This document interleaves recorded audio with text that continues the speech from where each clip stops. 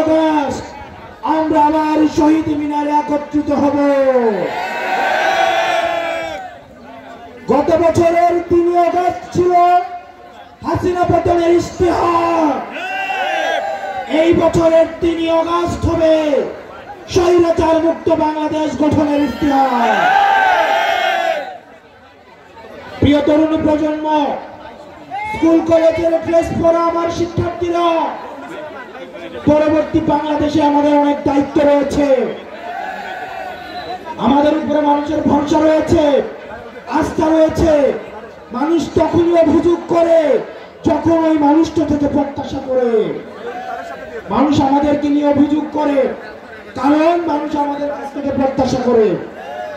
আমাদের এই প্রত্যাশা, এই এনসিপি থেকে মানুষের প্রত্যাশা দিন দিন এই প্রত্যাশার পারদ বাড়ছে। পটুয়াখালীর কণ্ঠস্বর হয়ে ওঠার ক্ষেত্রে পরবর্তীতে পুরো বাংলাদেশে পটুয়াখালীর প্রতিনিধিত্ব এনসিপি থেকে যারা করবেন তারা হচ্ছেন আমাদের জহিরুল ইসলাম মুসা ভাই।